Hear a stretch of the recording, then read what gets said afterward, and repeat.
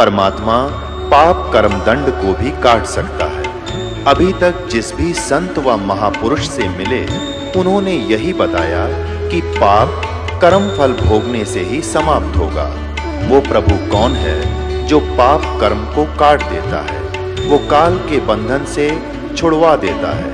उसका क्या नाम है, पूजा की विधि क्या है? कृपया अवश्य सुनिए जगत गुरु तत्वदर्शी संत रामपाल जी महाराज के अमृत वचन। कहते हैं शाम के समय भगवान, पवित्र बाइबल का बता रहा हूँ, डिटो कॉपी आपको एक सिंपल लैंग्वेज में। शाम के समय भगवान वाटिका में टहलने के लिए आया और वो दोनों आवाज सुनकर छुप गए। भगवान ने आवाज लगाई कि आदम हवा तुम कहाँ हो? उन्होंने कहा कि हम नंगे हैं, आपको देखकर हमें शर्म आ रही है, हम छुप गए हैं। तो भगवान आया उनके पास और उनसे कहा कि क्या तुमने ये बीच वाले फल, पेड़ के फल खा लिए? कहा। किसने बताया? कि सर्प ने बता दिया। भगवान घना नाराज होया और फिर वो भगवान ने बोला, भगवान ने उनके कपड़े बनवाए, अंगरखे चमड़े के सारे कपड़े बनवाए और नो सोचा मन में कि ये मनुष्य इस बीच वाले भले बुरे का ज्ञान कराने वाले फल को खाके हम में से एक के बराबर हो गया। इससे सिद्ध हो गया कि ये जिनको ये क्या नाम है, पवित्र ईसाई धर्म के व्यक्ति भगवान मानते हैं, वो एक से अधिक हैं। वो ये तीनों देवता है, ब्रह्मा विष्णु महेश। ये समझ नहीं पा रहे, ये दिखाता हूं आपको, प्रमाणित करता हूं। ये देखिएगा, ये काल के पुत्र हैं। ये पवित्र बाइबल हम आपको पढ़ा रहे हैं। कुरान शरीफ हमने रख दी, अब हम ये पढ़ रहे हैं पवित्र बाइबल। ये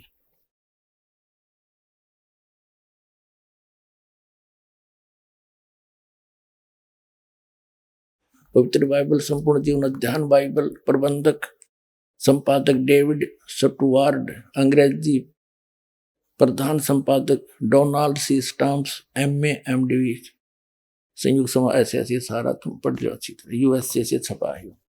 हमने उत्पत्ति के यहाँ तक पढ़ लिया, फिर सांझ हुई, फिर भोर हुआ, इस प्रकार 6वां दिन हो गया। फिर 7वें दिन परमेश्वर ने जो काम करता था उससे 7वें दिन विश्राम लिया कि और अपने किए हुए काम से उसने 7वें दिन विश्राम किया। यानी 7वें दिन आपने ये भी पढ़ लिया, पवित्र कुरान शरीफ में तख्त पर जा बैठा। ठीक है। इसके बाद ये देखो, अब हम 8 पृष्ठ पर आगे उत्पत्ति ग्रंथ के। इसमें 7 नंबर, योहा परमेश्वर ने पूर्व की ओर अदन में एक वाटिका लगाई और वह आदम को जिसे उसने रचाता रख दिया। और योहा परमेश्वर ने भूमि के सब भांति के वृक्ष जो देखने में मनोहर और उनके फल खाने में अच्छे हैं उगाए, और वाटिका के बीच में जीवन के वृक्ष को और भले बुरे के ज्ञान के वृक्ष को लगाया। ठीक। तब योहा परमेश्वर ने आदम को लेकर अदन की वाटिका में रखा और वह उसमें काम करे और उसकी रक्षा करे। ठीक है। योहा परमेश्वर ने आदम को आज्ञा दी कि तू वाटिका के सब वृक्षों का फल बिना खटके खा सकता है, भले बुरे के ज्ञान का जो वृक्ष है इसका फल तू कभी नहीं खाना, क्योंकि जिस दिन तू ये फल खाएगा उसी दिन अवश्य मर जाएगा। अब ये 8 पृष्ठ पढ़ रहे हैं हम, 18 नंबर। फिर योहा परमेश्वर ने आदम का अकेला रहना अच्छा नहीं है, मैं इसलिए इसका एक सहायक बनाऊंगा, उससे मेल खाए। कहने का भाव, तब योहा परमेश्वर ने आदम को भरी नींद में डाल दिया, अचेत कर दिया। योहा परमेश्वर ने पसली में से जो उसने आदम में से निकाली थी स्त्री बना दिया और उसी को आदम के पास ले गया। आदम ने कहा, ये मेरी हड्डियों में की हड्डी है और मेरे मांस का मांस है, इसलिए इसका नाम नारी होगा, क्योंकि यह नर में से निकल गई है। इस कारण पुरुष ने, आदम और उसकी पत्नी दोनों नंगे थे पर लजाते नहीं थे क्योंकि उनमें ज्ञान नहीं था। अब 9 पृष्ठ पर देखो, अब हम यहाँ आगे, मनुष्य का पतन। युवा परमेश्वर ने जितने बनैले पशु बनाए थे उनमें से सर्प धुरत था। उसने स्त्री से कहा, हव्वा से कहा, क्या सच है कि परमेश्वर ने कहा है तुम इस वाटिका के किसी वृक्ष का फल ना खाना? स्त्री ने सर्प से कहा कि इस वाटिका के वृक्ष के फल हम खा सकते हैं, पर जो वृक्ष वाटिका के बीच में है इसके फल के विषय में परमेश्वर ने कहा है न तो तुम इसको खाना और न इसको छूना, नहीं तो मर जाओगे। सर्प ने स्त्री से कहा, तुम निश्चय नहीं मरोगे, नहीं मरोगे, तुम खाओ इसको। वरन परमेश्वर आप जानता है कि जिस दिन तुम उसका फल खाओगे उसी दिन तुम्हारी आंखें खुल जाएंगी और तुम भले बुरे का ज्ञान पाकर परमेश्वर के तुल्य हो जाओगे। अतः जब स्त्री ने देखा कि उस वृक्ष का फल खाने के लिए अच्छा है, देखने में मन भावु है, बुद्धि देने के लिए चाहने योग्य भी है, तब उसने उसे तोड़कर खाया और अपने पति को भी उसने खिलाया। तब उन दोनों की आंखें खुल गई। उनको मालूम हुआ कि वे नंगे हैं, इसलिए उन्होंने अंजीर के पत्ते तोड़कर लंगोट बना लिए। ये युवा परमेश्वर जो दिन के ठंडे समय वाटिका में फिरता था बता, निराकार फिर फरेगा क्यों करे वाटिका में, फॉर्मलेस बतावे। अरे परमात्मा कहते मोती मुक्ता दर्शत नाही, यो जग है सब अंदरे, दिखत के तो नैन चश्मे इनका फिरा मोतिया बंदरे। देखो युवा परमेश्वर जो दिन के ठंडे समय वाटिका में फिरता था का शब्द उनको सुनाई दिया। तब आदम और उसकी पत्नी वाटिका के वृक्षों के बीच में युवा परमेश्वर से छिप गए। तब युवा परमेश्वर ने पुकार कर आदम से पूछा, तू कहाँ है? उसने कहा, मैं तेरा शब्द बारी में सुनकर डर गया, क्योंकि मैं नंगा था इसलिए छिप गया। उसने कहा, किसने तुम्हें बताया तू नंगा है? क्योंकि मैंने तो बड़ी बूझ बना के छोड़ रखा था। कति अज्ञानी, तेरे को किसी ने बता दिया तू नंगा है? देखो भगवान कह रहे हैं, जिस वृक्ष का फल खाने को मैंने तुझे मना किया था, क्या तूने उसका फल खा लिया है? आदम ने कहा, जिस स्त्री को तूने मेरे संग रहने को दिया है उसी ने उस वृक्ष का फल मुझे दिया और मैंने खाया। तब यहोवा परमेश्वर ने स्त्री से कहा कि तूने ये क्या किया? स्त्री ने कहा कि सर्प ने मुझे बहका दिया, तब मैंने खाया। अब डरते कहे बेचारे। अब हम 10 पृष्ठ पर पढ़ेंगे। अब हम आगे 10 पृष्ठ पे 9 पढ़ लिया। अब देखिए, आदम ने अपनी पत्नी का नाम हव्वा रखा, क्योंकि उसने जितने मनुष्य जीवित हैं उन सभी की आदि माता हुई। अब यहोवा परमेश्वर ने आदम और उसकी पत्नी के लिए चमड़े के अंगरखे बनवाकर उनको पहना दिए। बता, वो निराकार क्यों कर गेल के लांडेगा, कैसे घूमेगा? उसके कपड़े ले बनवा के और पराए उनता ही। देखो, फिर यहोवा परमेश्वर ने कहा, मनुष्य भले बुरे का ज्ञान पाकर हम, देखो कमाल की बात है, हम में से एक के समान हो गया। इसलिए अब ऐसा न हो कि यह हाथ बढ़ाकर जीवन के वृक्ष का फल तोड़ के खा ले और सदा जीवित रहे। अपना आत्माओं, ये है निष्कर्ष इन सदग्रंथों का। अब जिसको ये अपना भगवान मानने हैं, कौन? ईसाई धर्म वाले। और जिसने आदम के साथ ये वार्ता करी, वो नो कह रहा है कि ये इन जो भले बुरे के ज्ञान वाला फल खा लिया, इसको खाकर ये हम में से एक के बराबर हो गया। इसका मतलब है ईसाई धर्म के भगवान भी एक से अधिक है। अंडरस्टूड? फिर देख लो, उत्पत्ति ग्रंथ है, इसके 10 नंबर पृष्ठ पर ये 3 का 22 है। फिर यूहन्ना ने कहा, मनुष्य भले बुरे का ज्ञान पाकर हम में से एक के समान हो गया है। ठीक है, इसी से हो गया कि एक से अधिक हुए इनके भगवान, वही ब्रह्मा विष्णु महेश। वही भाग्य दिखाता हूं। अब देखिएगा, ये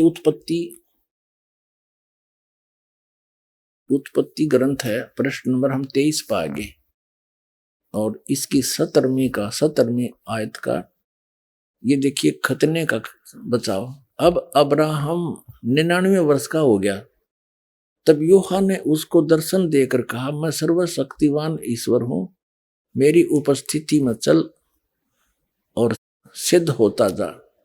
अब ठीक हो गया, सामने दिख है, अब सामने आ गया और दर्शन दिए और फिर नो के गो दीज फॉर्मूला से तरह के जो आगे दिखाता हूं आपको। ये देखिएगा 24 पृष्ठ पे, 24 पृष्ठ पे यही उत्पत्ति ग्रंथ है, ये जेनेसिस बोल रहे हैं इसको। इसकी 3 अतिथि 18। अब्राहम ममरे के बांज वृक्ष के बीच कड़ी धूप के समय तंबू के द्वार पर बैठा हुआ था। तब यूहन्ना ने उसे दर्शन दिए, भगवान ने, ये यूहन्ना कहे परमात्मा ने। उसने आंख उठाकर दृष्टि की तो क्या देखा कि 3 पुरुष उसके सामने खड़े। ये तीनों ब्रह्मा विष्णु महेश अन्य रूप धार के वहां खड़े हो गए आके। देखो, जब उसने उन्हें देखा तब उनसे भेंट करने के लिए तंबू के द्वार से दौड़ा और भूमि पर गिरकर दंडवत की और कहने लगा, हे प्रभु, यदि मुझ पर तेरी अनुग्रह की दृष्टि है तो मैं विनती करता हूं कि अपने दास के पास से चले न जाना। मैं थोड़ा सा जल लाता हूं और आप अपने हाथ पांव धोकर इस वृक्ष के नीचे विश्राम करें, और मैं एक टुकड़ा रोटी ले आऊं और उससे आप अपने अपने जीव को तृप्त करें। तब उसके पश्चात आगे बढ़ें, क्योंकि आप अपने दास के पास इसलिए पधारे। उन्होंने उन्होंने कहा, तू जैसा कहता है वैसा ही कर। ठीक है, अब ये 3 हो गए और साकार हो गए। और फिर आगे कहता है, देखो प्रश्न नंबर 25 पर, ये वैसे तो काफी विवरण हम सब अपना अपना हिसाब कर लेंगे। इसका 25 पृष्ठ पे, सांझ को वे 2 दूत सोदाम के पास आए। उनमें से एक तो टल गया, 2 वो चले गए सोदाम के पास, और लूत सदोम के फाटक के पास बैठा था। उनको देखकर वो उनसे भेंट करने के लिए उठा और मुंह के बल झुककर दंडवत कर रहा, हे मेरे प्रभु, अपने दास के घर में पधारिए और रात भर विश्राम कीजिए। बिना खमीर की रोटियां बनाकर उनको खिलाई। अपने आत्माओं, अब ये इतिहास, ये है सच्चाई, और ये तत्वदर्शी संत के बिना, कहते हैं, गुरु बिन काहू न पाया ज्ञाना, जो थोथा भुस छड़े मूड किसाना। गुरु बिन वेद पढ़े जो प्राणी, समझे न सार रहे अज्ञानी। अब आपने पवित्र कबीर सागर देख लिया, पवित्र बाइबल, पवित्र कुरान शरीफ स्पष्ट कर रहे हैं, परमात्मा है, शरीर है, नर आकार है, और उसका नाम कबीर है। अब पवित्र वेदों में और 10 मिनट में आपको प्रमाणित करते हैं। फिर आज का सत्संग आपके लिए एक अनमोल सिद्ध होगा। इन वेदों के विद्वान माने जाने वाले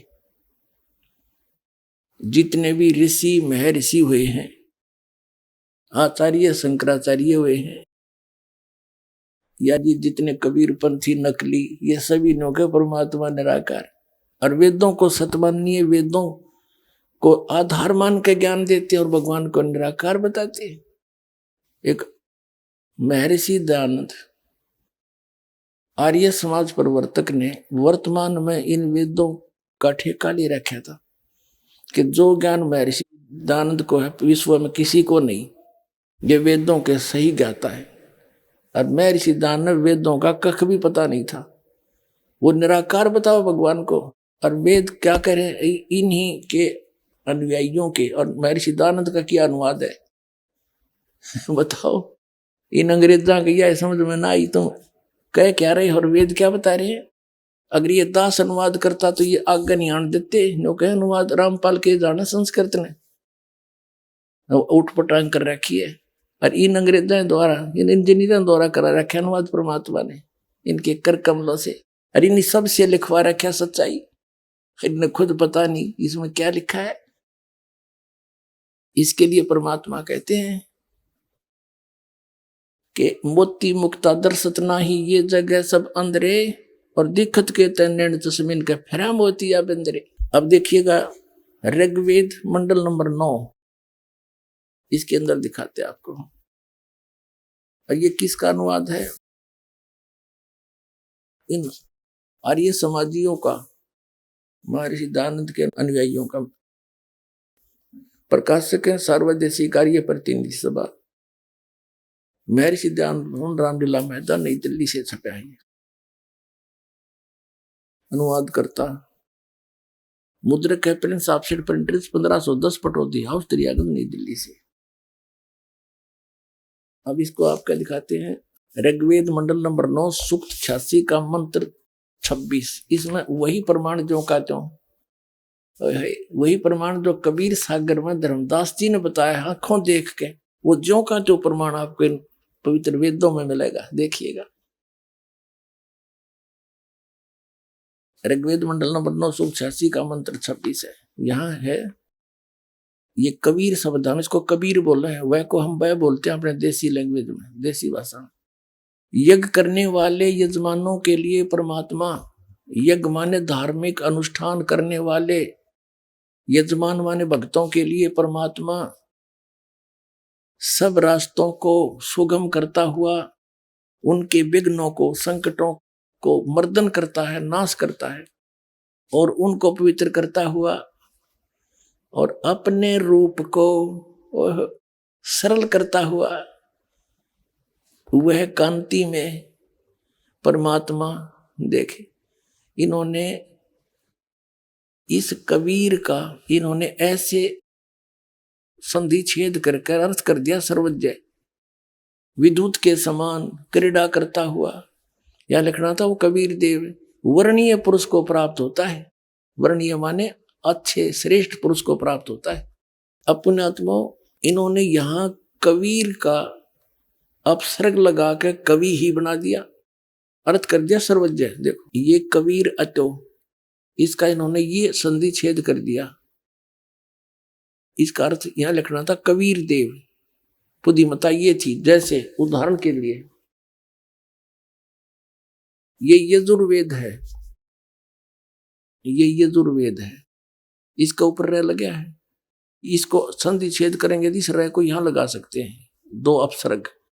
जहां भी इस यजुर्वेद नामक ग्रंथ की महिमा होगी और वहां केवल यजु भी लिखा हो तो उसका अंडरस्टूड अनुवाद करता ने लिखना पड़ेगा यजुर्वेद।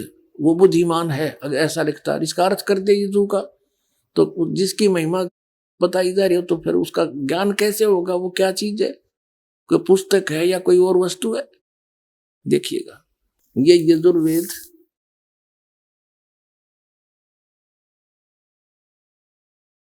ये प्रकाशक हैं सर्वदेशी कार्य प्रतिनिधि सभा 2/5 महर्षि दयानंद भवन रामलीला मैदान नई दिल्ली से।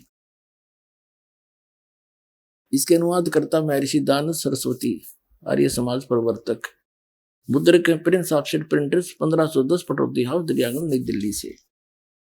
इसके 36वें अध्याय में एक यजु शब्द है, यजुर्वेद की महिमा है, यो है 63वां अध्याय 36वां अध्याय। इसका प्रथम ही मंत्र है, इसमें लिखा रेचम वाचम परपदे मनो यजु, यजुहु परपदे। यहां देखो इसका अनुवाद यहां किया महर्षि दयानंद ने। यहां लिखा कि ये यजु का अर्थ इसने यजुर्वेद करना पड़ा, ओनली यजु लिखा मूल पाठ में, तो बिल्कुल ठीक किया।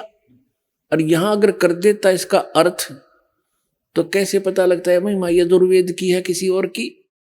तो ऐसे ही समझो पुण्यात्माओं, जहां पर परमात्मा की महिमा चल रही है, उसकी महिमा गाई जा रही है, और वहां ये कवि शब्द है तो कबीर देव लिखना पड़ेगा। और जहां पर कोई कविता के बारे में है तो वो अंडरस्टूड है काव्यकार, उसका अलग अर्थ किया जा सकता। सर्वज्ञ तो हो ही नहीं सकता, कवि कोई सर्वज्ञ हुआ आज तक? इन मारा के सट्टे। अब आपको दिखाते हैं, हम फिर ये ऋग्वेद पर आगे यजुर्वेद रख दिया।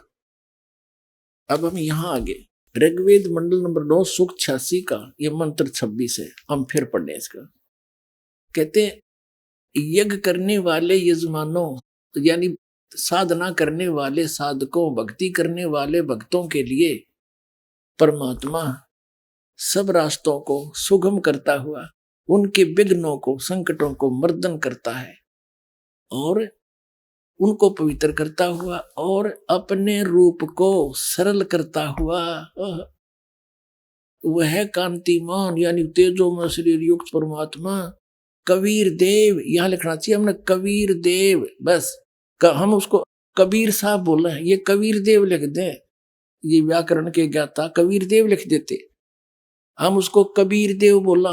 कबीर देव माने परमेश्वर, कबीर साहब कह जाए, भाषा भिन्न है, बाकी उसी महिमा की, उसी परमात्मा की महिमा चारों वेद बता रहे हैं। कबीर साहब ने कहा था, धर्मदास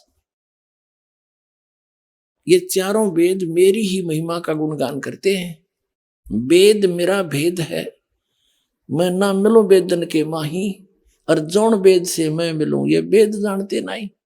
ये चारों वेद मेरी ही महिमा बता रहे हैं, लेकिन इन वेदों में वर्णित विधि से मेरी प्राप्ति नहीं, क्योंकि यजुर्वेद अध्याय नंबर 40 के मंत्र नंबर 10 से लेकर 13 तक स्पष्ट कर दिया है कि उस परमात्मा की सही जानकारी तो तत्वदर्शी संत बताओगे, उन तो पूछ ले। ये वेद ज्ञान दाता भी वही है जो गीता ज्ञान दाता है, और वही कुरान शरीफ ज्ञान दाता है। तो ये कहता है कि उनसे पूछो। तो यहाँ पर जो परमात्मा कहते हैं कि जो वेदों में ज्ञान है वो तो मेरे बारे में है, लेकिन मेरे पाने की विधि को ना, क्योंकि वेदों में केवल एक ओम मंत्र है। यजुर्वेद अध्याय नंबर 40 के और श्लोक नंबर 15 मंत्र नंबर 15 में कहा कि ओम कर्तु समर कल्वे समर कर्तुम समर, मुझ ब्रह्म का ओम नाम है। 40 में जाके फिर 17वें श्लोक में कहा कि वो परमात्मा तो प्रोक्ष है, गुप्त है, और मुझ ब्रह्म का ओम नाम है। तो वेदों से इन ऋषियों ने ज्ञान तो था नहीं, तत्वदर्शी संत मिला नहीं, ओम नाम को पूर्ण परमात्मा का मान कर रगड़ा लाना शुरू कर दिया। ये काल का जाप है ब्रह्म का, इसे जन्म मरण छूटे नहीं, तो वो परमात्मा नहीं मिल सकता इन वेदों में वर्णित विधि से। तो कबीर साहब कहते हैं कि वेद मेरा भेद है, मैं ना मिलूं वेदन के माही, और जौन वेद से मैं मिलूं ये वेद जानते नहीं। वो कौन सा वेद है? श्रीमद् भगवत गीता अध्याय नंबर 4 के श्लोक नंबर 32 में कहा कि अर्जुन, जो सच्चिदानंद घन ब्रह्म ने यानी परम अक्षर ब्रह्म ने अपने मुख से स्वयं आकर के ज्ञान बोला है, वो तत्व ज्ञान है, और उसको मैं नहीं जानता। चौथे अध्याय के 34वें श्लोक में कहा कि उस तत्व ज्ञान को तू तत्वदर्शी संतों के पास जाकर समझ, उनको दंडोत प्रणाम करने से, कपट छोड़कर उसकी सेवा करने से तत्वदर्शी संत तुझे उस परमात्मा का उपदेश करेंगे परम तत्व का। तो इसलिए कहा है कि इनको वो मिला नहीं, तो इसलिए कहते हैं गुरु बिन काहुन पाया ज्ञाना, जो थोथा बूसड़े मूड किसाना। गुरु बिन वेद पढ़े जो प्राणी, समझ अनुसार रहे अज्ञानी। ये सारे अज्ञानी थे, अभी तक वेद भी पढ़े थे। अब फिर क्या बताते हैं कबीर साहब के जौन वेद से मैं मिलूं ओ हवि तत्व ज्ञान, वो वेद जो भगवान ने स्वयं आकर बोला, और इस दास के सामने उसने खोला, अरे बाप के सामने दास ने ढूंढा उठा दिया, और आप भर लो इसके है अपने भंडार परमात्मा की तरफ से। अब देखो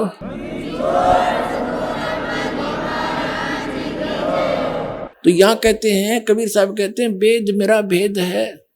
तो ये प्रकट हो रहा है कि कबीर है वो परमात्मा जो अपने रूप को सरल करके हल्का तेज पुंज का बना के, जैसे आप जी ने कबीर सागर में देखा, धर्मदास जी ने जब नीचे से कबीर साहब आए हुए थे जिंदा महात्मा के रूप में, एक सिंपल मैन जैसा बॉडी, और जब ऊपर सतलोक में जाकर देखा वही परमात्मा सिंहासन पर बैठे हैं, सिर पे मुकुट है, ऊपर छत्र है, और उसके एक रोमकूप में करोड़ सूर्य मिला दे, करोड़ चंद्रमा मिला दे, ऐसा उनके शरीर की शोभा, इससे भी ज्यादा रोशनी है। तब धर्मदास ने परमात्मा पर विश्वास हुआ कि वही है जो नीचे से ऊपर गया था। तब धर्मदास जी ने पूछा, हे परमात्मा वो शोभा यहाँ क्यों नहीं शोभा युक्त आए? तो परमात्मा ने कहा, जब मैं एज इट इज उसी तेज पुंज से यहाँ आ जाऊं तो इस निरंजन यहाँ के ब्रह्म भगवान का कलेजा हिल जा, और उस इतने नूर न तुम देख नहीं सकते तरम दृष्टि, वो तो ऊपर की दृष्टि उस आत्मा वाली न्यारी है, उनसे देखा जाता है। इसलिए मैं अपने उस शरीर को सरल करके आया हूं। यह अपने कबीर सागर में प्रमाण देख लिया, और ये वेद बता रहे हैं कि वो परमात्मा अपने रूप को सरल करके, यानी वहां तो घना नूर है उनका, और तब यहां आता है, अच्छी आत्माओं को मिलता है। देखिए ऋग्वेद मंडल नंबर 9 सुख 86 का मंत्र 26 पढ़ रहे हैं हम। ये है वेद ज्ञान। है अपने रूप को सरल करता हुआ वह कांति में परमात्मा कबीर देव, यो कबीर साहब लिखना था ना कबीर देव को, जो कबीर परमेश्वर विद्युत के समान क्रीड़ा करता हुआ, यानी विद्युत जैसी स्पीड इतनी गति से आता है और वर्णीय पुरुष को यानी श्रेष्ठ आत्मा को प्राप्त होता है। और देखो 27 में कमाल कर दिया। ऋग्वेद मंडल नंबर 9 सुख 86 का मंत्र 27 में क्या कहा है, वह प्रकाश पुंज परमात्मा को, जो परमात्मा ध्रुवलोक के और तीसरे पृष्ठ पर विराजमान है, वहां बैठा है वो भगवान, वहां रहता है और वहां से चलकर आता है गति करके। अब और दिखाते हैं ऋग्वेद मंडल नंबर 9 सूक्त 82 का, और ये मंत्र नंबर 1 देखें।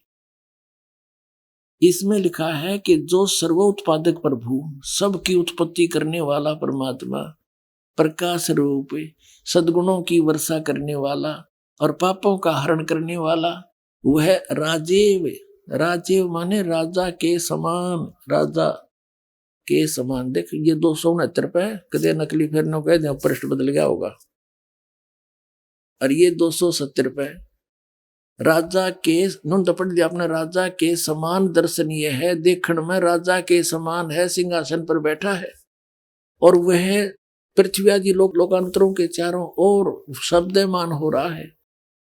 वह वर्णीय पुरुष को, जो दृढ़ भक्त है, उसको पवित्र करता हुआ प्राप्त होता है। उसको मिलता है आत्माओं को। जिस प्रकार विद्युत यानी आकाशीय बिजली स्नेह वाले स्थानों को आधार बनाकर प्राप्त होता है। अब आगे बताऊंगा, पहले ये पढ़ ले। अब दूसरा मंत्र ऋग्वेद मंडल नंबर 9 सूक्त 82 का मंत्र 2। हे परमात्मन, वो किस उद्देश्य से आते हैं? उन भक्तों को मिलते हैं उपदेश करने की इच्छा से, आप उनको तत्व ज्ञान बताने की इच्छा से आप महापुरुषों को प्राप्त होते हो। आप अत्यंत गतिशील पदार्थ के समान हमारे आध्यात्मिक यज्ञ को प्राप्त होते हैं, बहुत स्पीड आते हो। और आप सर्वज्ञ नहीं, कबीर देव हैं, आप कबीर परमात्मा हैं। आप कबीर परमात्मा हो गया स्पष्ट, आप कबीर परमात्मा हैं, शुद्ध स्वरूप हैं। हमारे पापों को दूर करके हे सोम, हे अमर परमात्मा, हमको सुख दे। अपने आत्माओं क्या बताया है कि वो परमात्मा सतलोक में रहता है, उसके तीसरे भाग में, तीसरे पोर्शन में, सबसे ऊपर वाले में, टॉप मोस्ट। गरीबदास साहिब जी ने परमात्मा को देखा, कहा अरस कुर्स पर सवेत गुमट है, जहां सतगुरु का डेरा। अरस के कुर्स पर समेत गुमुज है और सवेत छतर सिर मुकुट विराजे, और देखत न उस चेहरे नू, गरीबदास ये वक्त जाते रो गए इस पैरे। कहते हैं जब तत्वदर्शी संत मिला नहीं और यू ज्ञान समझ में आया नहीं, तो ये मनुष्य जीवन आपका चला जाएगा। और रो गए इस पैरे ने, इस समय ने याद करके रोया करोगे। इन नकली संतों से पीछा छुटाओ, इस दास के पास आओ और अपना कल्याण करवाओ। बोलो सतगुरुदेव।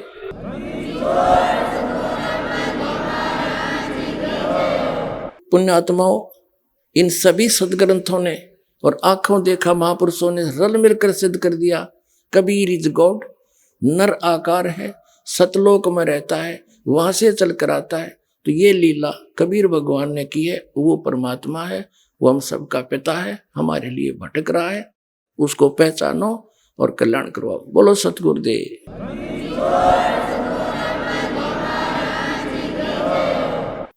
परम पिता परमात्मा पूर्ण ब्रह्म सारी सृष्टि के रचनार, ये कबीर साहिब जी हैं, कबीर परमात्मा है, जो काशी के अंदर, बनारस के अंदर एक दानक रूप में, एक जुलाहे के रूप में जनसाधारण की तरह लीला किया करते थे। 120 वर्ष तक वहां रहे, सह शरीर आए थे और सह शरीर चले गए थे। उनके कोई माता पिता नहीं, वो सारी सृष्टि के जनक हैं, वो हम आत्माओं के पिता हैं। हम यहाँ काल के जाल में गलत स्थान पर आ गए, अपनी गलती तय। हम यहाँ महादुखी हैं और हमारे दुख को देखकर वो परमात्मा भी दुखी है, और हम इस काल के जाल में फंसे हुए सभी प्राणियों को, जो उनके अपने बच्चे हैं, ये ज्ञान देने के लिए आते हैं कि तुम, ये आप जी का स्थायी स्थान नहीं है, आपका भूल लगी हुई है और आपको यहाँ महामूर्ख बनाकर और विवश करके रखा गया है। यहाँ पर प्रत्येक कार्य आपसे ऐसे करवाया जा रहा है जैसे कोई विलियन कराया करे, जैसे कोई खलनायक अपनी क्रिया करता है। तो वो खलनायक यहाँ कौन है? वो काल है, उसको ब्रह्म भी कहते हैं, उसको ज्योत स्वरूपी निरंजन भी कहते हैं। और उसने आपको यहाँ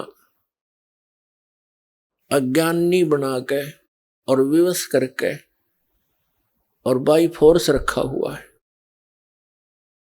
इसने अपने 3 पुत्र उत्पन्न किए हैं, उनको एक एक गुण से युक्त कर दिया।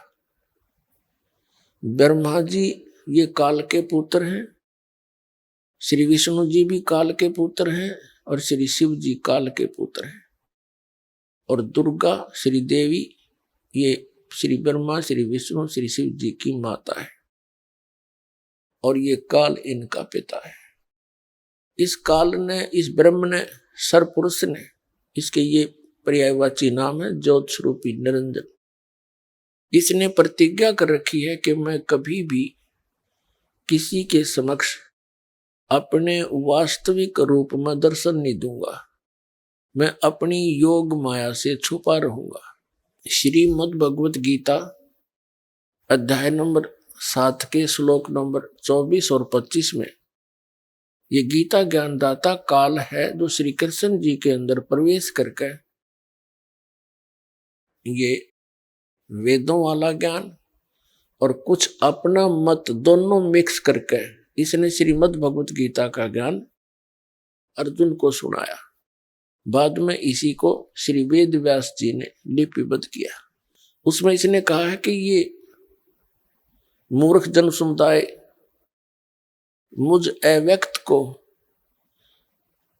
माम अव्यक्तम व्यक्तिम आपनम मनन्ते अबुझा, ये मुझ अव्यक्त को ये व्यक्ति रूप में आया हुआ श्री कृष्ण मान रहे हैं। मैं कृष्ण नहीं हूं, क्योंकि मैं अपनी योग माया से छुपा रहता हूं, मैं कभी किसी के समक्ष नहीं आता। ये मेरा अटल अनुत्तम विधान है, घटिया। और जिस कारण से ये श्री ब्रह्मा जी श्री विष्णु जी श्री शिव जी को भी अपने पिता का ज्ञान नहीं, कौन है हमारा पिता, और इस काल के भी पिता ने, सबके जनक ने, कबीर परमात्मा ने, परम पूज्य कबीर परमेश्वर जी ने, उस दानक ने, उस जुलाए ने, जो हम सब का उत्पत्ति करता है, उसने इस काल की भी उत्पत्ति उसी ने की, उन्होंने आके बताया। श्रीमद् भगवत गीता अध्याय नंबर 2 के श्लोक नंबर 12 में, अध्याय नंबर 4 के श्लोक 5 और 9 में, गीता अध्याय नंबर 10 के श्लोक नंबर 2 में गीता ज्ञानदाता अपनी स्थिति बताता है कि अर्जुन तेरे और मेरे बहुत जन्म हो चुके हैं, तू नहीं जानता, मैं जानता हूं। मेरे जन्म और कर्म अलौकिक है, और मेरी उत्पत्ति को ये ऋषिजन और ये देवता नहीं जान सकते, क्योंकि ये सब मेरे से उत्पन्न हुए। इससे सिद्ध है कि इसका जन्म भी हुआ है और इसकी जन्म मृत्यु भी होती है, नाशवान भी है। ब्रह्म सरपुरुष, जिसको ऋषि ब्रह्म ब्रह्म कर कहने का है, उसकी पूजा किया करती है, स्वयं नासवान है। और ये खुद गीता अध्याय नंबर 18 के श्लोक नंबर 62 में कहता है कि अर्जुन तू सर्वभाव से उस परमेश्वर की शरण में जा जिसकी कृपा से तू परम शांति को और सनातन परम धाम को प्राप्त होगा।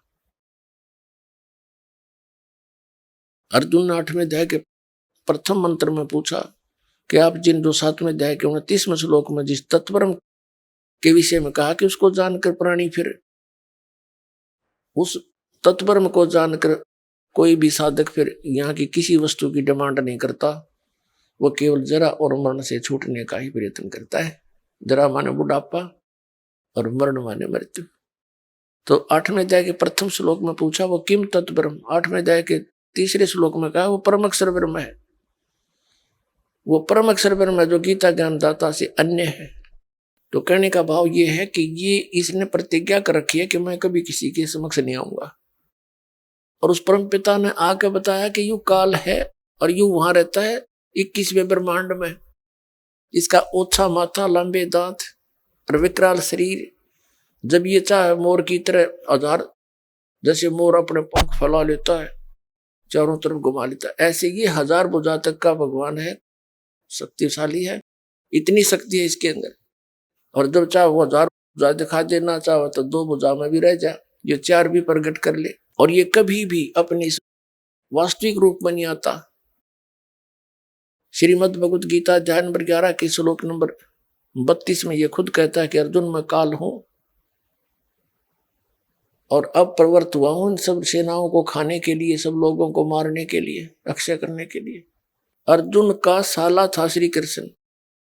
और अर्जुन पूछ रहा है उसको कि हे महानुभाव आप कौन है, मैं आपसे अनभिज्ञ हूं, मैं आपको नहीं जानता। बता, साला को नहीं जाना कर आदमी, क्योंकि उस समय वो अपने विकराल रूप श्री कृष्ण से निकल कर बाहर विकराल रूप दिखाया और कृष्ण को अचेत करके खड़ा कर दिया साइड में। तो तब उसके प्रकाश में अर्जुन ने कृष्ण नहीं दिखा, वो दिखा विकराल रूप और कांपा खड़ा खड़ा। तब उसने 11वें अध्याय के 47 और 48 में कहा कि अर्जुन ये है मेरा असली रूप। और इस रूप का आज तक पहले ना किसी ने पहले दर्शन हुए तेरे बिना, और ना आगे हो सकते, ना किसी जप से, ना तप से, और ना किसी क्रिया से, ना वेदों वर्णित विधि से, ना किसी यज्ञ से इस रूप के दर्शन नहीं हो सकते, यानी ब्रह्म प्राप्ति नहीं हो सकती। वेदों में वर्णित विधि से भी नहीं हो सकती। वेदों में क्या विधि है? ओम नाम का जाप और ये 5 यज्ञ, बस इतना सा है। तो यही ऋषियों ने किया, यही इन ब्रह्मा विष्णु महेश जी ने किया। इनको भगवान तो मिला नहीं और ये हठ योग करने लग गए। हठ योग क्यों करने लगे? कि जब ब्रह्मा जी को इस काल भगवान ने कमल के फूल पर प्रकट कर दिया, बिठा दिया और सचेत कर दिया, पहले ये कोमा में था, तब ये कहता है कि मैं ना जाने कहां से उत्पन्न हो गया, मेरा कौन जनक है मुझे मालूम नहीं। फिर आकाशवाणी हुई कि तप करो तप करो, 1000 वर्ष तक तप किया। ये श्री देवी भागवत के 3रे स्कंद में प्रमाण है जो दास आपको सुना रहा है। जब 1000 वर्ष तक ब्रह्मा जी ने तप कर लिया, फिर कहा सृष्टि करो, फिर ये सृष्टि करने लग गया, क्योंकि 1000 वर्ष तप करके इसके अंदर सिद्धि आ गई, बैटरी चार्ज कर ली इसने और सिद्धि भर ली रिमोट काल के हाथ में, इनके पिता के। इसी प्रकार विष्णु जी ने 12000 वर्ष तक तप किया। ऐसे शंकर जी तो आप देखो सारे दिन आसन लगाए बैठे रहते हैं हर समय। तो ये इनसे बैटरी चार्ज कराता है, इनको सिद्धियों से परिपूर्ण कर लेता है और फिर जब चाहे अपने रिमोट से वहां इनसे नाश करवा देता है और जहां चाहे वो क्रिया अपनी आप करवाता रहता है। ये तो इसके कठपुतली है। और इन्होंने ध्यान लगा लगा कर हठियों करके देख लिया, सिद्धियां आ गई। और शरीर के अंदर इन्होंने क्या देखा? प्रकाश देखा। तो प्रकाश भगवान है कोई? कैसा मूर्ख बना रखा था आज तक हमारे को। ये राधा स्वामी पंथ, जय गुरुदेव पंथ, ये सच्चा सौदा सिरसा और जगमाल वाली पंथ, निरंकारी पंथ, ये तो सहज। ये क्या बताते हैं? सब एक जैसी क्रिया मिलती जुलती, कान बंद करके, आंख बंद करके, प्राण क्रिया करके, अंदर प्रकाश देखो, धुन सुनो। ये पिंड और एक ब्रह्मांड का जो कुछ भी क्रिया है इस पिंड यानी शरीर में आप देख सकते हो, सुन सकते हो। जो कुछ भी शरीर में सुनते हो और देखते हो ये काल व्यवस्था है। उस सतलोक की इसमें कोई वस्तु नहीं है। हाँ, इसने काल ने नकली सतलोक, अलखलोक, अगमलोक, अनामी लोक, अकलोक, ब्रह्मलोक के अंदर नकली बनवा रखे हैं और उन पर स्पेशल उस सतलोक जैसी ही रचना करा रखी है। तो यहां मूर्ख बनाने के लिए इसने ऐसा कर रखा है। तो कहने का भाव ये है कि ये प्रकाश जो शरीर में देखते हैं ये बॉडी आत्माएं, ये क्या है? जैसे सूर्य का प्रकाश, रोशनी किसी तालाब के जल पर गिर रही है और वहां से रिफ्लेक्ट होकर नजदीक किसी का मकान है, कमरा है, उस कमरे की झांकी में के, खिड़की में के जाके और छत पर प्रतिबिंब बना हुआ है। अब कोई व्यक्ति कह रहा है कि मैंने प्रकाश देखा और फिर कहता है कि सूर्य तो निराकार है, वो दिखता ही नहीं। तो प्रकाश खाक देखा, प्रकाश किसका था? टट्टू का। जो तुमने प्रकाश देखा सूर्य का प्रकाश था, रिफ्लेक्ट होकर जा रहा था, उसमें उसका कोई आकार विशेष नहीं था, उस सूर्य जैसा आकार नहीं था उसका, उस खिड़की जैसा आकार हो गया। तो जैसे परमात्मा का लोक सतलोक भी सौ प्रकाशित है, वह पृथ्वी है एक। जैसे यहाँ पत्थर के पहाड़ हैं, वहाँ हीरों के पहाड़ हैं, ऐसी पृथ्वी जैसी ये है, वो चमकीली मिट्टी है और इससे अधिक उपजाऊ है, बहुत सुंदर है, डस्ट रहित है। तो वहां सतलोक भी सौ प्रकाशित और परमात्मा, कबीर परमात्मा, सतपुरुष, उसका एक रोमकूप में इतना प्रकाश है, करोड़ सूर्य करोड़ चंद्रमा मिला दे वो भी फीकी पड़े। तो वो प्रकाश और वहां से ये जो हम रहते हैं, ये लोक काल के 21 ब्रह्मांड 16 शंख कोश की दूरी पर है। 16 शंख कोश, एक कोश लगभग 3 किलोमीटर का होता है, यानी 48 शंख किलोमीटर, समझ लो किलोमीटर। शंख, नील, पद्म, शंख। और वहां से ये प्रकाश, परमात्मा का प्रकाश इन ब्रह्मांडों में गिरता है, वहां से रिफ्लेक्ट होकर प्रत्येक अलग अलग ब्रह्मांडों में जाता है और वही प्रकाश फिर इस बॉडी में दिखाई देता है। जैसे कमरे के अंदर सूर्य का प्रकाश जल से रिफ्लेक्ट होकर दिखता है, ये नयो प्रकाश भगवान मान लिया, परमात्मा तो अन्य है जिसका वो प्रकाश है। तो ऐसे ये तत्व ज्ञानहीन प्राणियों ने अपना नाश किया। आप गए काल के जाल में, भूत बन गए शिवदयाल जी, अपनी शिष्या बुक्की में बोला भूत बन के, और फिर आके हुक्का पी उसमें और शंका समाधान करे, उसके अंदर बैठ के। ये मोक्ष प्राप्त प्राणी के लक्षण है। और ऐसे बुद्धिमान व्यक्ति भी गुग्गू बड़े बैठे उड़े, गुरु जी मानकर, परम धनी मानकर उनको। तो जब तक ना पता था, कोई बताने वाला नहीं था, तब तक तो चलो अभी 100 गलती बड़े इंसान पे।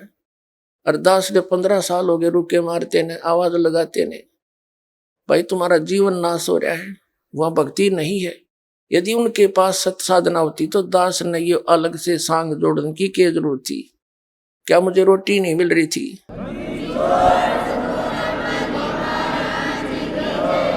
परमात्मा ने 2 समय की रोटी दे रखी थी।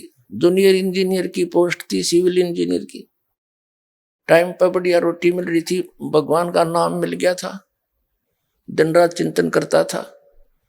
परमात्मा ने दया बख्शी, गुरुदेव ने आदेश दे दिया, बेटा अब तू दीक्षा दिया कर।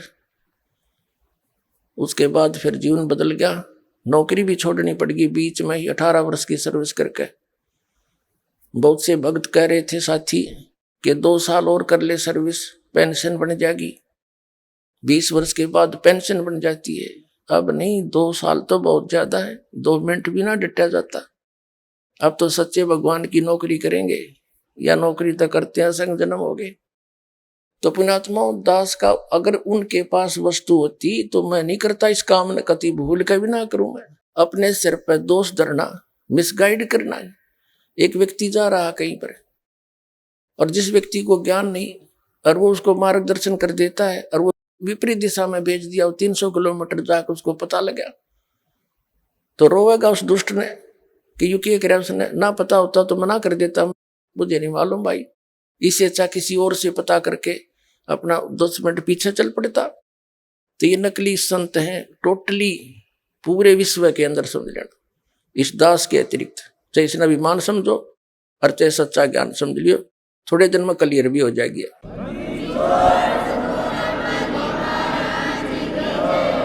तो पुण्यात्माओं, सतलोक के अंदर परमात्मा सहशरीर है, उसका नाम कबीर है। कल रात्रि के सत्संग में आप जी को सर्व सतग्रंथों से रूबरू कराया और कितना निर्णायक ज्ञान प्रत्येक सदग्रंथ में है। लेकिन संत ही यानी अपने सिलेबस की किताबों को, बुक्स को टीचर ही जाना करता है, फिर विद्यार्थियों को पढ़ाता है। जब टीचर ही नहीं समझ पाए हमारे सदग्रंथों को, तो उन्हें गलत पढ़ा दिया, ज्ञान गलत दे दिया। तो श्रद्धालु तो एक विद्यार्थी होते हैं और टीचर की प्रत्येक बात पर वो विश्वास किया करते हैं। तो कबीर साहब कहते हैं, गुरुआ गाम बिगाड़े संतो गुरुआ गाम बिगाड़े, ऐसे कर्म जीव कला दिए ईव जड़े ना जाड़े। तो नकली संतों ने बैठा दिया, अपना भी जीवन नाश कर दिया। और दास बार बार कहता है, इनके बारे में सरेआम कह दिया, सीडी बनाकर भेज दी, पुस्तक छाप दी, और ये टेलीविजन के माध्यम से इंटरनेशनल स्तर के टीवी इन पर चलन लग रहा है। 5 साल 4 साल से मैं इनसे कह रहा हूं, अगर मैं गलत कह रहा हूं एक तो शब्द बता दो तुम कि तनिया गलत बोल दी और थारी सारी गलती बताऊं मैं। फिर बिना शर्माती इन लोगों ने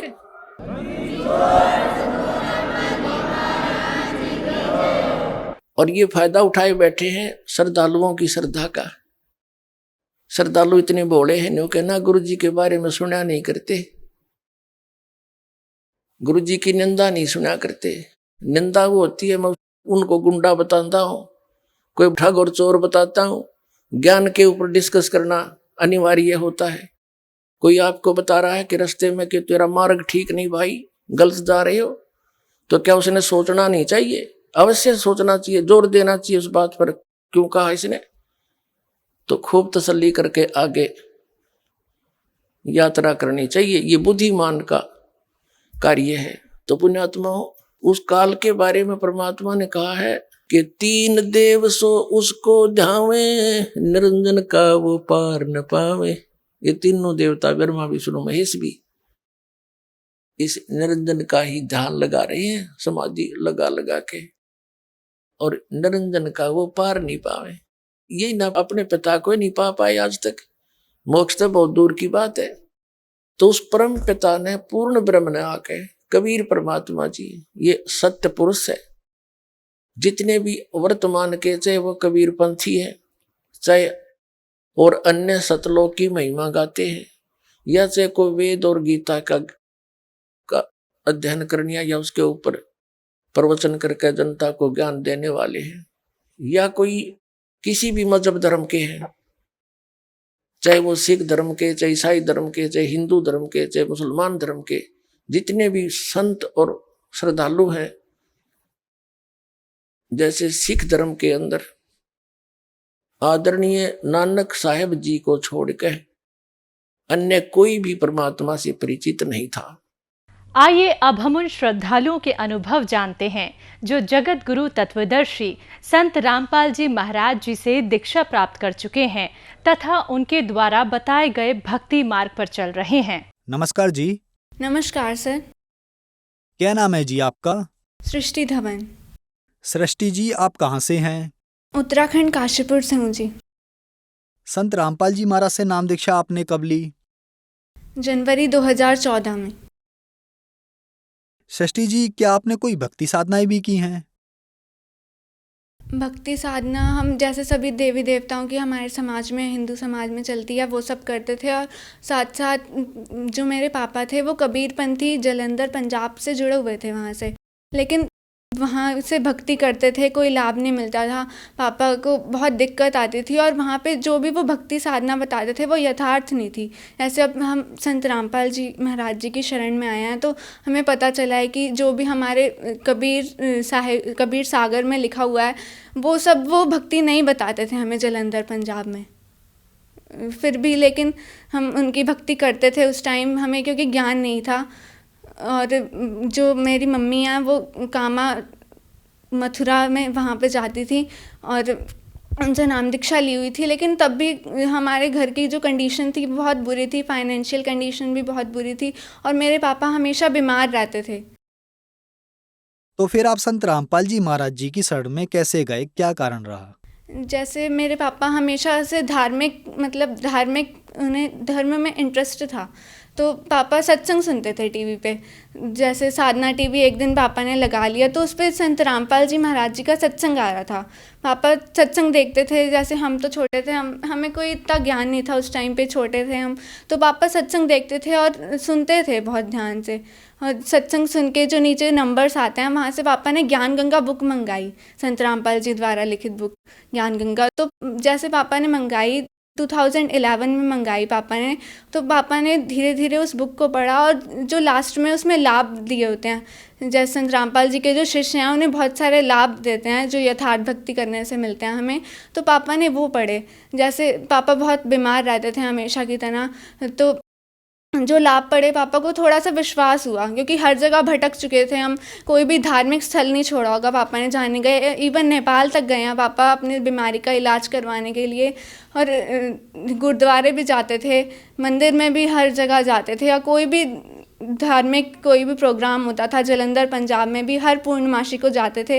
लेकिन तब भी हमेशा पापा मेरे बीमार रहते थे और घर की आर्थिक स्थिति बहुत बुरी थी, उन्हें माइग्रेन की प्रॉब्लम थी। डॉक्टर्स ने कह दिया था कि हमेशा दवाई लेनी पड़ेगी माइग्रेन की, वरना माइग्रेन की ऐसी प्रॉब्लम है ये ऐसे ठीक नहीं होती है। जैसे हम समाज में भी देखते हैं किसी को भी माइग्रेन की प्रॉब्लम होती है तो आसानी से ठीक नहीं हो पाती है, और मेरे पापा को भी डॉक्टर्स ने कह दिया था माइग्रेन की प्रॉब्लम है तो हमेशा दवाई लेनी पड़ेगी। और मेरे पापा डिप्रेशन में भी आने लग गए थे, घर की फाइनेंशियल कंडीशन सही नहीं थी। पापा नेटवर्किंग में, मतलब जहाँ भी जॉब करने जाते हैं हमेशा वहाँ पे लॉस होता था, कोई भी प्रॉफिट नहीं होता था, और जो भी हमारे घर पैसा आता भी था तो वो हमेशा हेल्थ में इन्वेस्ट हो जाता था। घर में कोई भी डेवलप नहीं हो पाता था हमारे घर का, हमेशा हेल्थ में इन्वेस्ट होता था पैसा जो भी आता था। और मेरे पापा को किडनी में पथरी थी, मेरी मम्मा भी मतलब बहुत स्ट्रेस में रहने लग गई थी, घर की कंडीशन बहुत बिगड़ चुकी थी। और मेरे भैया जो थे उन्हें भी दौरे पड़ते थे, बहुत ज़्यादा बुरी हालत हो गई थी हमारी। मेरे पापा को अल्सर की प्रॉब्लम भी थी, जैसे ये सब बीमारियां थी पापा को, अल्सर रहना, माइग्रेन की प्रॉब्लम, तो पापा बहुत थक चुके थे हर जगह जाके। तो ऐसे संत रामपाल जी का जैसे सत्संग सुना परमात्मा का मेरे पापा ने, तो पापा को मतलब विश्वास सा हुआ, जैसे जो लोग बताते थे सद्भक्ति से ये लाभ हुआ, तो पापा का भी थोड़ा सा विश्वास हुआ। मेरे पापा अपने फ्रेंड के साथ बरवाला आश्रम में फ़ोन करके वहाँ से बरवाला आश्रम में गए, और वहाँ पे जैसे पापा गए, वहाँ का जो माहौल देखा पापा ने, कोई भी पैसा नहीं लिया गया, जैसे कहीं और मंदिर में जाते थे या फिर कहीं और भी धार्मिक स्थल पर जाते थे वहाँ पे पैसा लिया जाता था पहले, तभी एंट्री होती थी। और जैसे वहाँ पे गए बरवाला आश्रम में, तो संत रामपाल जी महाराज जी के आश्रम में, तो वहाँ पे कोई भी पैसा नहीं लिया जाता था और सब भाईचारे से रहते थे। वहाँ का माहौल बहुत अच्छा था, पर पापा को मेरे अच्छा लगा। पापा ने संत रामपाल जी महाराज जी से नाम दीक्षा ली। फिर उसके बाद पापा घर पे आए तो पापा बहुत सही रहने लग गए उसके बाद से। फिर पापा ने जैसे मम्मा को बताया कि ऐसे ऐसे सद्भक्ति से लाभ होते हैं, तो मम्मा को बताया। मम्मा ने भी फिर नेक्स्ट मंथ जाके नाम दीक्षा ली संत रामपाल जी महाराज जी से, और धीरे धीरे हमने भी संत रामपाल जी महाराज जी से नेक्स्ट ईयर 2014 में नाम दीक्षा ली। सृष्टि जी, संत रामपाल जी महाराज से नाम दीक्षा लेने के बाद क्या आपको लाभ भी मिले? माइग्रेन की प्रॉब्लम थी, अल्सर्स थे, और किडनी में पथरी थी मेरे पापा के। और जैसे संत रामपाल जी महाराज जी से नाम दीक्षा ली तो पापा की जो भी बीमारियां थी वो सब ठीक हो गई। और जैसे पहले हमारे घर में पैसा टिकता नहीं था, हमेशा हेल्थ में इन्वेस्ट होता था पैसा, और अब जो है संत रामपाल जी महाराज जी की शरण में आने के बाद हमारे घर की कंडीशन अब बहुत अच्छी हो गई है। और मेरे भैया को जैसे पहले दौरे पड़ते थे, अब संत रामपाल जी महाराज जी की शरण में आने के बाद अब वो बिल्कुल सही हैं, उन्हें कोई भी प्रॉब्लम नहीं है। संत रामपाल जी महाराज जी की शरण में आने के बाद अब वो कोई भी दिक्कत नहीं है। संत रामपाल जी महाराज जी द्वारा दी गई सद्भक्ति से अब वो बिल्कुल ठीक हैं और हमारी आर्थिक स्थिति भी घर की बहुत सही हो गई है। हमारा घर जब बन रहा था तो उस टाइम सीढ़ियाँ जैसे बन रही थी तो मेरी बहन और मैं वहाँ पे सीढ़ियों के नीचे बैठे हुए थे, तो सीढ़ियाँ गिरी, हमारे ऊपर गिरी, वो जो भी ईंट होती हैं हमारे ऊपर गिरी और हमें कोई भी चोट नहीं आई, सिर्फ हल्की सी खरोच आई थी यहाँ पे। वो भी जैसे सीढ़ियाँ गिरती हैं तो बहुत चोट आ सकती थी हमें, लेकिन हम जैसे संत रामपाल जी महाराज जी की शरण में थे, हमें कोई भी चोट नहीं आई, हम बिल्कुल पूरी तरीके से ठीक थे। संत रामपाल जी महाराज जी की दिए गई सद्भक्ति से ये सब संभव हुआ और हमें आध्यात्मिक लाभ हुआ। सृष्टि जी, आप ही बता रही हैं कि संत रामपाल जी महाराज जी की शरण में आने के बाद आपको बहुत सारे लाभ मिले, तो जो दर्शक आज आपको देख रहे हैं उनके लिए आप क्या कहना चाहेंगी?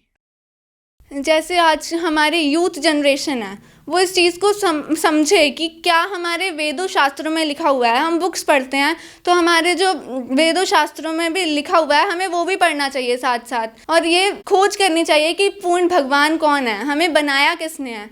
आज पढ़ा लिखा समाज है, यूथ जनरेशन है, हमें इंडिया में यूथ कंट्री कहा जाता है, इंडिया को डेवलपिंग कंट्री है, तो हमें ये समझना चाहिए कि हमारे जो होली बुक्स में लिखा हुआ है क्या लिखा हुआ है, उसके अंदर भगवान के बारे में क्या लिखा हुआ है, पूर्ण भगवान है कौन। जो हमारा समाज है उसे ये पढ़ना चाहिए और देखना चाहिए कि कौन है वो भगवान जिनकी शरण में आने से हमें पूर्ण लाभ मिल सकते हैं। हम मरते हैं, जन्मते हैं, तो क्यों मरते हैं, हमारे जो ह्यूमन लाइफ है उसका उद्देश्य क्या है। हमें ह्यूमन लाइफ मिली है तो हमें ये भक्ति करने के लिए मिली है। ह्यूमन लाइफ ऐसे नहीं मिल जाती, वरना जो एनिमल्स हैं, इंसेक्ट्स हैं, बर्ड्स हैं, ये सब भी तो जी रहे हैं। हमें जो है वो अलग लाइफ मिली है, भगवान ने दिया तो किसी कारण तो दी होगी ना। इसलिए संत रामपाल जी महाराज जी ने हमें बताया है कि जो ह्यूमन लाइफ है ये बहुत प्रीशियस है, ऐसे नहीं मिलती हमें, तो हमें ह्यूमन लाइफ को वेस्ट नहीं करना चाहिए। एक एक श्वास जो है ये बहुत कीमती है। इसलिए मैं सबसे यही कहना चाहूँगी कि पहले उस चीज़ की छानबीन करें कि ये क्यों हो रहा है। संत रामपाल जी महाराज जी का सत्संग सुने। आजकल तो सोशल मीडिया नेटवर्क्स पे सब पे संत रामपाल जी महाराज जी का ज्ञान का प्रचार हो रहा है। ट्विटर पे डेली ट्रेंड्स होते हैं संत रामपाल जी महाराज जी से रिलेटेड। संत रामपाल जी महाराज बता रहे हैं कि ये गलत है और ये सही है, तो हमें भी ये पढ़ना चाहिए। हम फेसबुक, ट्विटर, इंस्टाग्राम, हर किसी सोशल मीडिया प्लेटफॉर्म पे जोरों शोरों से संत रामपाल जी महाराज जी का ज्ञान प्रचार चल रहा है। और जो संत रामपाल जी द्वारा लिखित बुक्स हैं, जीने की राह और ज्ञान गंगा, उसमें भी ज्ञान लिखा हुआ है, तो आप एक बार पढ़ें तो ज़रूर। अगर आपको नहीं भी मानना है तो मत माने, कम से कम पढ़ के तो देखें। ऐसा नहीं है कि नाम सुना कि संत रामपाल जी महाराज जी हमें तो पढ़ना ही नहीं है, कम से कम रिसर्च तो करके देखें कि क्या लिखा हुआ है उसके अंदर। सृष्टि जी, संत रामपाल जी महाराज से नाम दीक्षा कैसे ली जा सकती है? जैसे संत रामपाल जी महाराज जी का सत्संग आता है और यूट्यूब, सोशल मीडिया, हर किसी पे संत रामपाल जी महाराज जी का ज्ञान प्रचार चल रहा है, तो आप उस पर एक नंबर्स लिखे होंगे, या फिर वेबसाइट है संत रामपाल जी महाराज जी की supremegod.org या www.jagatgururampalji.org। आप उस पर विज़िट करके बुक्स मंगा सकते हैं पहले, या फिर ज्ञान समझिए, उसके बाद नाम दीक्षा लीजिए। आपको जो अगर कुछ भी विश्वास लगता है कि भगवान है इस धरती पे और वो कबीर साहिब जी हैं, और तो आप बुक्स को पढ़ें, पहले सत्संग सुने, फिर उनसे रिसर्च करके अच्छे से नाम दीक्षा तब लें। धन्यवाद जी। धन्यवाद।